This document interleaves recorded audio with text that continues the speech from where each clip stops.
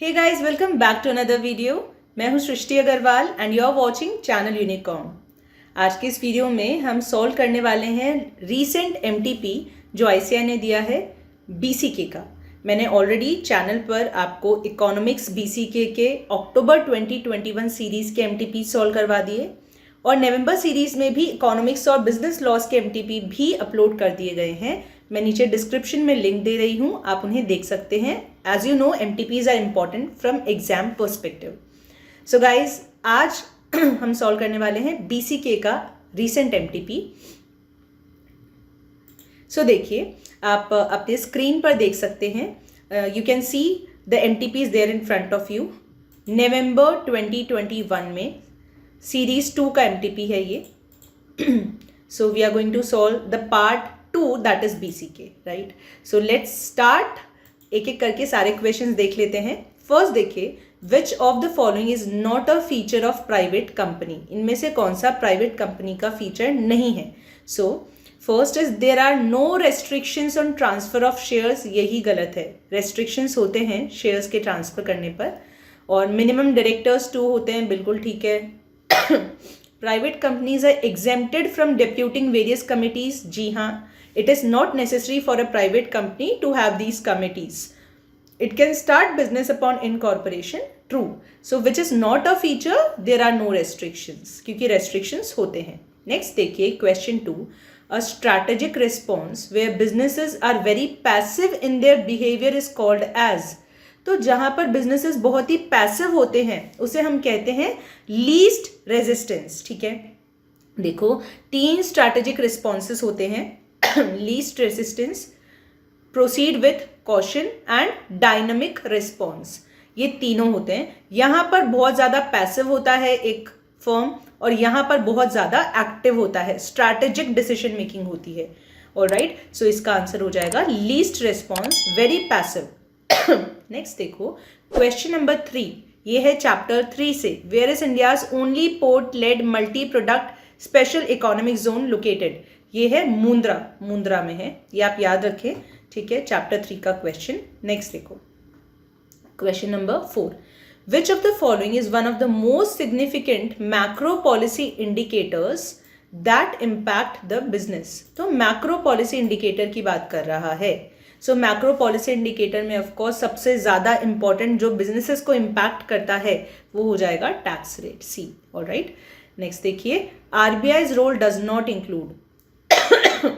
देखो, यस, हमें पता है RBI is the friend, philosopher and guide to the government, regulating inflation, guiding the commercial banks, but legal stability, laws से related जो भी legal matters है उनमें स्टेबिलिटी मेंटेन करना आरबीआई का फंक्शन नहीं है। ठीक है, नेक्स्ट देखो question number 6, dividing consumer into groups based on consumer characteristics. मतलब आप कंज्यूमर्स को डिवाइड कर रहे हो कंज्यूमर्स के फीचर्स पर बेस्ड, ताकि आप टारगेटेड डिलीवरी कर सको। इसे हम क्या कहते हैं? ठीक है, सो स्पेसिफिकली डिजाइंड एडवर्टीजमेंट्स होते हैं and that meet the characteristics of the consumers. So what it is known as market segmentation.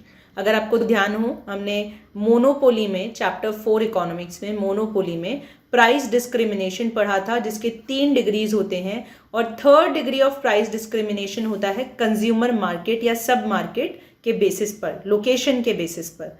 सो यहाँ से याद आ गया, so I just thought why not to revise. So market segmentation. Next देखो question 7, which of the following is not a stakeholder for a business.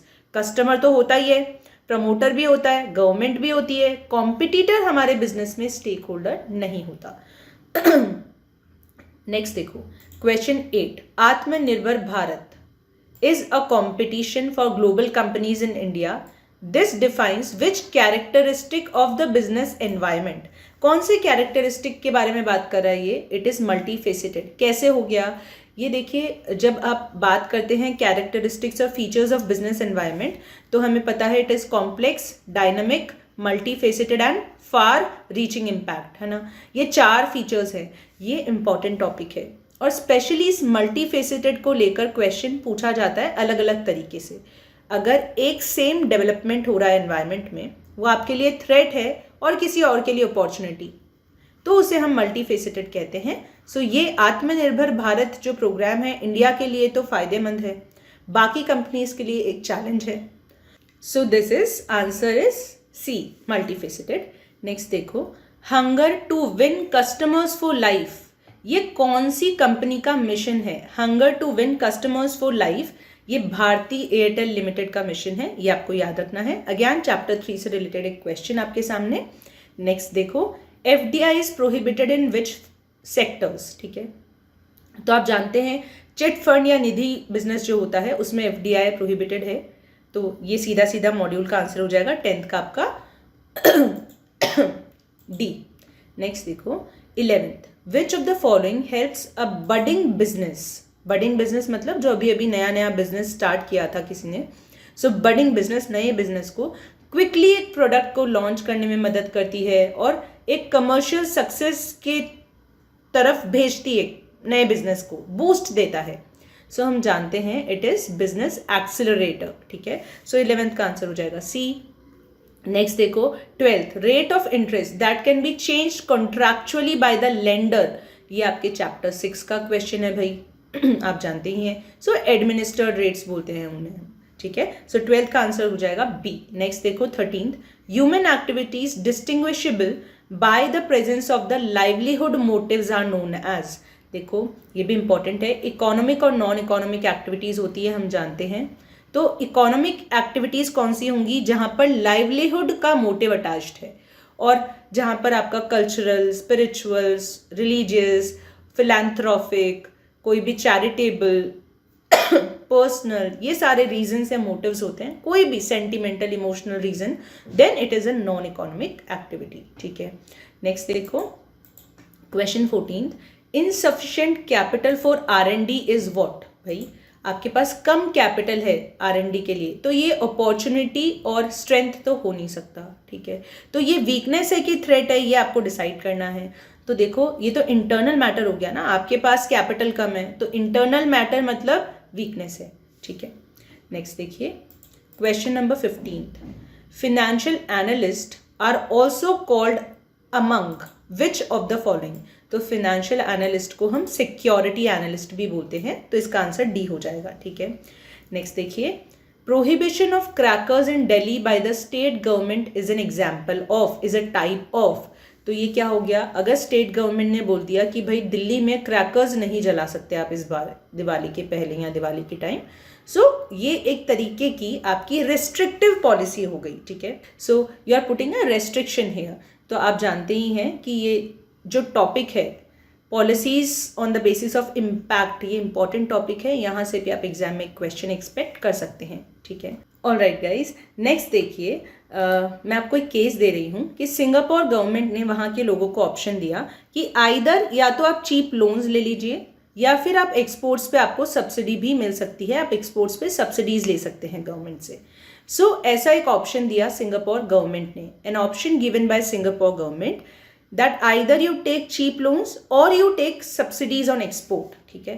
सो ये जो option दिया है गवर्नमेंट ने, ये कौन सी पॉलिसी के अंदर आएगा? प्रोटेक्टिव, रेगुलेटरी, रेस्ट्रिक्टिव या फैसिलिटेटिंग? ये आप मुझे कमेंट सेक्शन में कमेंट करके बताएंगे। And also comment below and let me know, अभी तक हमने 16 क्वेश्चन सॉल्व कर लिए, लेट्स से 15 क्वेश्चंस में से आपके कितने गलत हुए, कितने सही, आपका क्या स्कोर बन रहा है मुझे बता दीजिए, ठीक है। सो चलिए आगे चलते हैं। नेक्स्ट देखो question 17th, MRTP act of 1969, ठीक है, उसको रिपील कर दिया और उसकी जगह कौन सा नया एक्ट आया? Very easy and direct question, competition act आया 2002 का, हमें पता है, ठीक है। ऑलराइट, नेक्स्ट देखो क्वेश्चन नंबर 18 कहता है process of evaluating each market segment and selecting the most attractive one two enter, इसे हम क्या कहते हैं? भाई आप सिलेक्ट कर रहे हो कि कौन से मार्केट में आपको जाना चाहिए, कौन सा सही रहेगा, तो इसे हम मार्केट टारगेटिंग कहते हैं। देखो जब हम कंज्यूमर के कैरेक्टरिस्टिक्स के बेसिस पे मार्केट को डिवाइड करते हैं उसे हम मार्केट सेगमेंटेशन कहते हैं। और जब हम ये देखते हैं कि कौन सा मार्केट सेगमेंट ऑलरेडी हमने डिवाइड कर दिया, अब हमारे लिए कौन सा सही रहेगा, किसमें हमें जाना चाहिए, that is market targeting. Next देखो question 19, nomadic humans bringing their hunt लेकर आए और बदले में राइस ले लिया, getting rice in return is called as, of course ये इकोनॉमिक एक्टिविटी होगी भाई, आप अपने लाइवलीहुड के लिए तो कर रहे हो, तो it is an economic activity. Next देखो question 20, the event of conducting Commonwealth Games in India is an example of which type of macro environment. Let us quickly revise here. Business environment जो होता है उसको आप internal और external दो categories में divide करते हो। इंटरनल में क्या क्या आता है, labour union, employees, human resource, mission, objectives, value system, corporate culture, professional and technical capabilities, ये सब आता है, राइट। और एक्सटर्नल को आप फिर से डिवाइड कर देते हो माइक्रो और मैक्रो में, ठीक है। सो ये आपको ध्यान होना चाहिए। माइक्रो में कस्टमर्स आते हैं, ऑर्गेनाइजेशन आता है, सप्लायर्स आते हैं, उसके बाद में मार्केट आता है, इंटरमीडियरीज आते हैं और कस्टमर्स आते हैं। ये 6 चीज़ें आती है, राइट। तो ये मैक्रो एनवायरनमेंट के लिए पूछ रहा है भाई कि कॉमनवेल्थ गेम्स हुए इंडिया में, ये किसका एग्जाम्पल है। So this is an example of global environment, ठीक है। ऑलराइट, नेक्स्ट देखो क्वेश्चन 21, फ्लिपकार्ट का रजिस्टर्ड ऑफिस कहाँ है। जल्दी से मुझे बता दो भाई, फ्लिपकार्ट का रजिस्टर्ड ऑफिस कहाँ है। It is in Singapore, Singapore में है फ्लिपकार्ट का रजिस्टर्ड ऑफिस। सो 21 का आंसर हो जाएगा सी। नेक्स्ट देखिए question number 22, which of the following is an example of facilitating policy. अभी हमने देखा था 4 टाइप की पॉलिसीज हो सकती है, प्रोटेक्टिव, रेगुलेटरी, फैसिलिटेटिव और रेस्ट्रिक्टिव, राइट। सो ये 4 टाइप की पॉलिसीज हो सकती है। सो यहाँ पर फैसिलिटेटिंग पॉलिसी कौन सी है, जो हेल्प करिए आपका बिजनेस करने में, राइट। तो एमएसएमई हो गया। और क्या कौन सा हो सकता है, आपने सेबी का क्रिएशन किया, आरबीआई, आईआरडीए, ये सब क्या होता है, these are all what examples of which type of policy, regulatory, restrictive, facilitating और प्रोटेक्टिव। तो इनमें से ये क्या हो गया, रेगुलेटरी पॉलिसीज के एग्जाम्पल्स हो गई है, ठीक है। ऑलराइट, तो यहाँ पे फैसिलिटेटिंग पॉलिसी पूछा है, एमएसएमई हो जाएगा, ठीक है। चलो नेक्स्ट देखो, monetary policy of the government is affected with support from. हम जानते हैं आरबीआई का काम है मॉनेटरी पॉलिसी को रेगुलेट करना, मेंटेन करना, देखना कि वो फॉलो हो रही है कि नहीं हो रही है। तो 23 का करेक्ट आंसर ए हो जाएगा, सीधा सीधा। RBI is banker to all the banks, credit supply, money supply को देखना आरबीआई का काम है। नेक्स्ट देखो, the price of security at the beginning of trading days is called as. क्या बोलते हैं भाई, जो beginning of the trading days में सिक्योरिटी का प्राइस होता है उसे क्या बोलते हो आप, बेस प्राइस बोलते हो, ठीक है, बेस प्राइस बोलते हो। So this is again a direct question from chapter 6। Next देखो question 25, which of the following is a discipline of medicine and also of BCK, ठीक है। तो यहाँ पे आंसर हो जाएगा आपका साइकोलॉजी, साइकोलॉजी 25 का आंसर हो जाएगा डी, साइकोलॉजी, ठीक है। अब यहाँ देखो आगे चलो, लेट अस रिवाइज।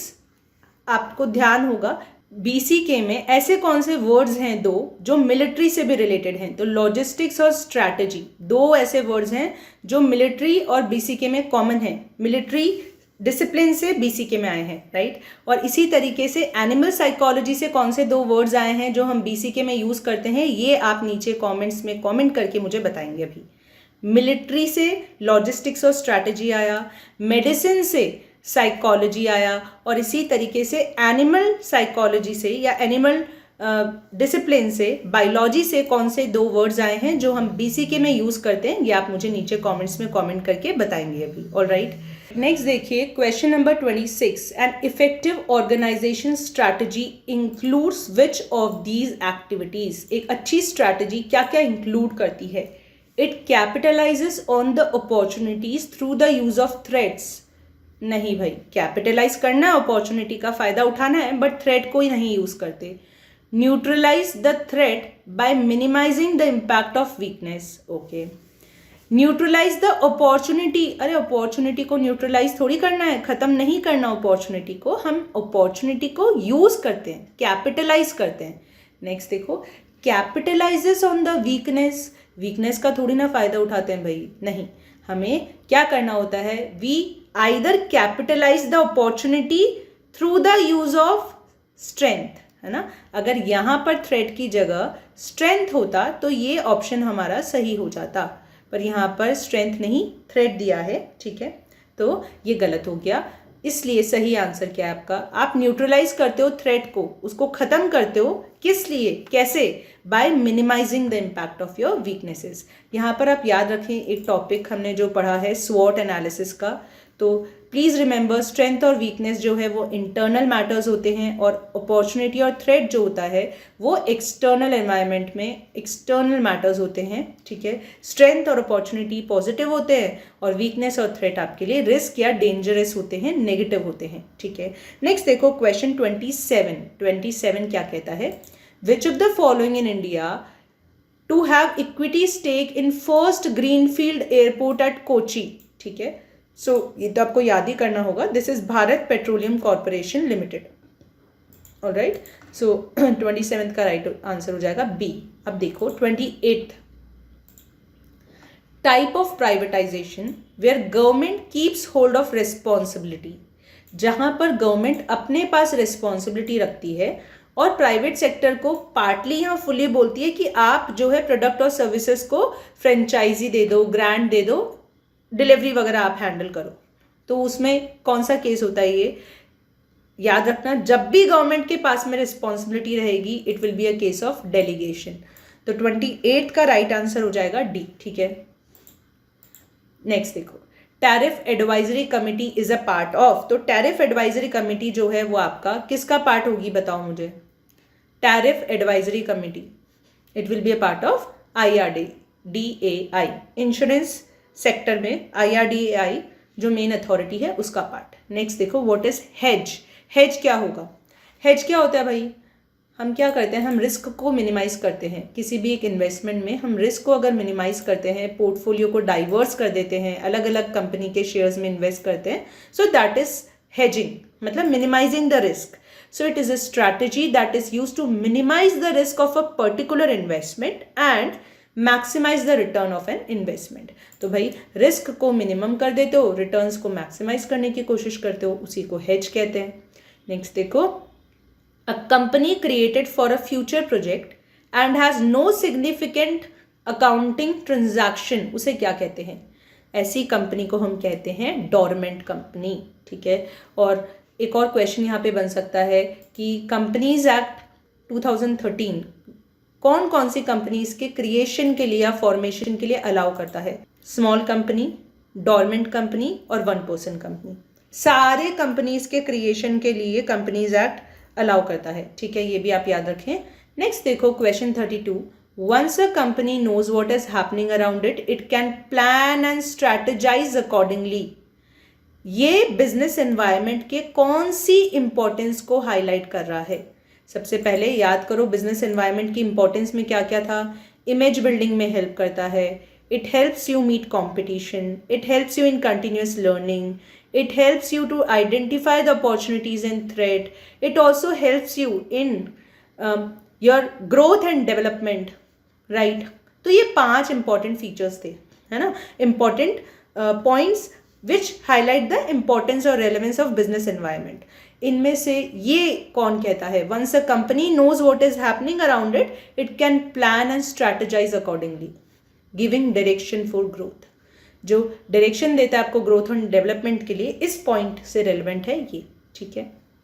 नेक्स्ट देखिए, विच of the following is not a subsidiary of NTPC limited, इनमें से कौन सा NTPC का सब्सिडियरी नहीं है। सो दिस इज, याद करना होगा आपको, चैप्टर 3 का क्वेश्चन है, power link transmission limited, NTPC national thermal power corporation का सब्सिडियरी नहीं है। So this is power link transmission limited is not a subsidiary, ठीक है। नेक्स्ट देखो, जो क्वेश्चन मैंने आपसे थोड़ी देर पहले पूछा था एक स्पेशल केस देकर, Singapore government gave the business option to either take cheap loans और टेक सब्सिडीज ऑन एक्सपोर्ट्स, ये कौन सी पॉलिसी का एग्जाम्पल है।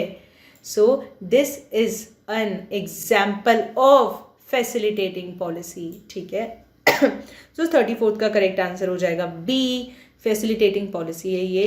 आप देख सकते हैं आपके MTP में ही 3 बार इस टॉपिक से रिलेटेड क्वेश्चन आ गए हैं आपके सामने, मतलब ये इंपॉर्टेंट है। नेक्स्ट देखो question 35, which authority regulates and develops the Indian capital market and protect the interest of investors in the capital market? भाई सेबी के अलावा कौन हो सकता है बताओ? सेबी है जो कैपिटल मार्केट का ध्यान रखती है, इन्वेस्टर्स के इंटरेस्ट को प्रोटेक्ट करती है, ठीक है, इसमें तो कोई शक ही नहीं है।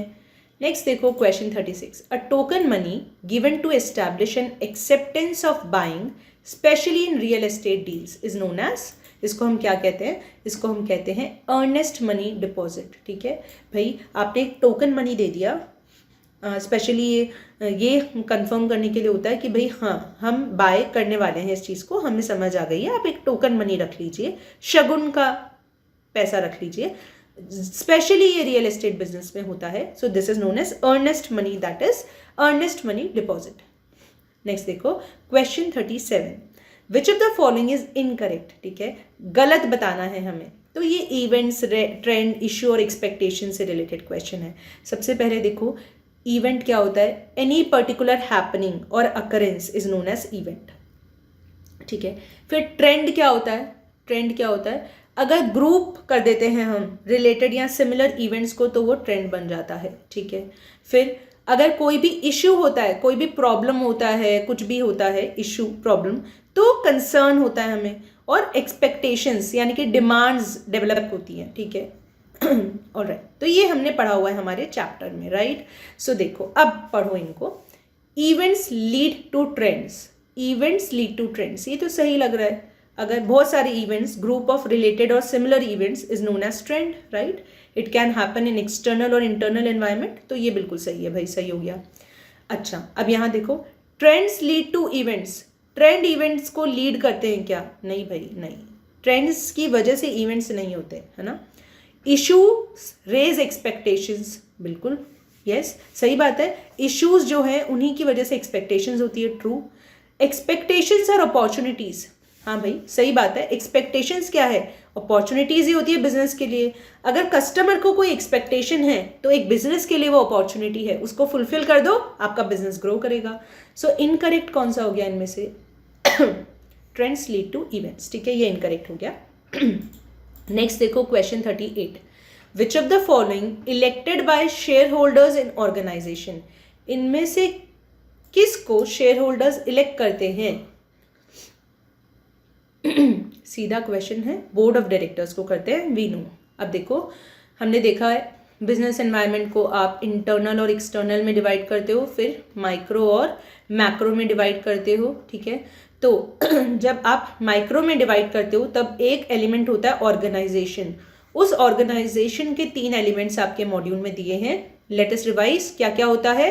ओनर्स यानी कि share holders, board of directors वो लोग जो कंपनी के मैनेजमेंट को, डे टू डे वर्किंग को संभालते हैं, but they are elected by the share holders of course, and then employees. तो एक ऑर्गेनाइजेशन में ओनर्स होते हैं, बोर्ड ऑफ डायरेक्टर्स होते हैं और एम्प्लॉयज होते हैं, ठीक है। नेक्स्ट देखो क्वेश्चन नंबर 39, लास्ट 2 क्वेश्चंस बचे हैं।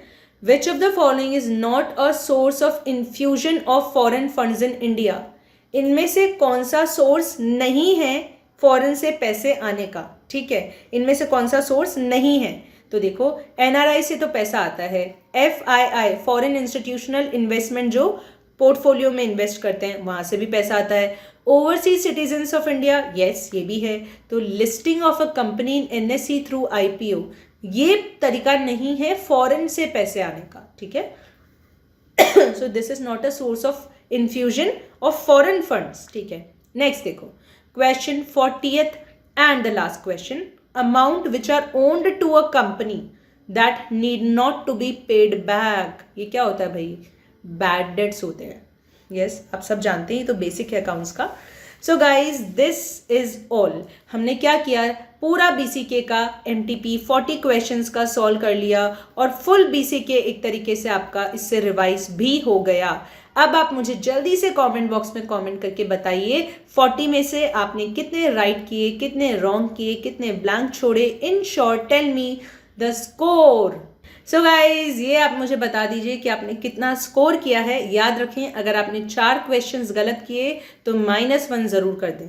So that was all in this video. We revised entire BCK with the help of this MTP. अगर आपको ये वीडियो अच्छा लगा, आपका रिविजन हो पाया अच्छे से, तो प्लीज़ इस वीडियो को ज़रूर लाइक कर दें so that we get that motivation. And now don't waste your time, utilize each minute and make this attempt your last attempt. My all best wishes are there with you, and we all are sure at Unicom that you will come up with flying colors. So have faith, keep revising. I'll see you soon in the next video. Bye bye.